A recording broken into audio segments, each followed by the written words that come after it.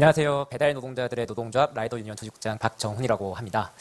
2028년에 매우 중요한 통계가 하나 발표됐습니다. 대한민국에서 일을 하다가 죽거나 다치는 기업 1위가 전통적인 중공업이나 제조업이 아니라 배민이 1위가 됐고요. 2위가 쿠팡, 7위가 쿠팡 물류센터, 9위가 쿠팡 이츠입니다.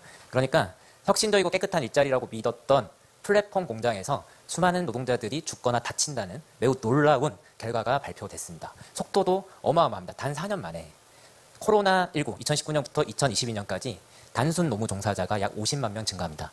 그러니까 이 4년 동안의 변화라고 하는 것은 도시 실업 노동자들에 위해서 플랫폼 공장을 지었던 플랫폼 기업의 책임이 있었다라는 겁니다.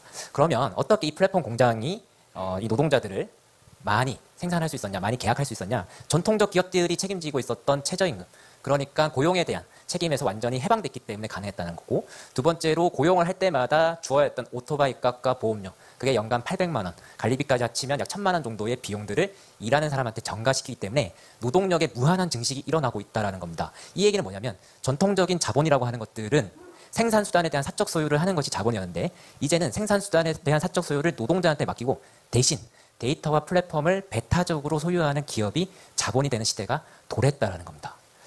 그래서 이 가상도육 추상적인 플랫폼 공장에서 무한하게 증식한 노동자들을 어떻게 돌렸는지를 제가 한번 그 동선을 그려봤더니, 도시 위에 컨베이어 벨트가 돌아가고 있구나 라고 하는 것들을 발견하게 되는 겁니다. 그러니까 이 플랫폼 공장은 우리가 공공으로 사용하는 도시 공간을 자신의 사적 공장으로 만들고 그 위에 수많은 실업자들을 노동으로 돌렸다는 겁니다.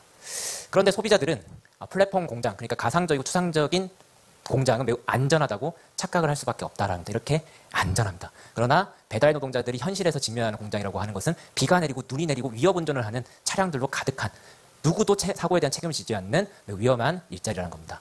이 무한한 노동력을 지휘 감독하고 돌리기 위해서 기술이 활용되기 시작했습니다. 만약에 인공지능이 배치하는 것들을 거절하면 다음에 일감을 주지 않겠다, 별점을 매기고 배달료를 실시간 알고리즘으로 제어하기 시작했다는 겁니다. 예전에 우리가 상상하기에는 기계가 인간의 노동력을 대체하겠다고 상상했지만 실제로는 기계처럼 인간을 대량 생산했습니다. 플랫폼 기술이 인간의 일자리를 대체하겠다고 했지만 그게 아니라요, 인간의 노동력을 데이터로 만들고 알고리즘으로 통제하기 시작했다는 겁니다. 이거를 디지털 테일러리즘이 탄생했다라고 부릅니다. 실제로 이렇게 디테일하게 지휘 감독을 하다 보니까 위험이 전가됩니다. 더 이상 자본은 30분 내, 15분 내 배달하고 하지 않습니다. 대신 건당 3,000원을 줄 테니까 필요한 소득을 네가 알아서 얻어라라고 합니다. 누구도 빠르게 배달하라고 하지 않지만 충분한 소득을 얻기 위해 1시간에 6건, 7건 하는 자발적 노동자들이 등장한다는 겁니다.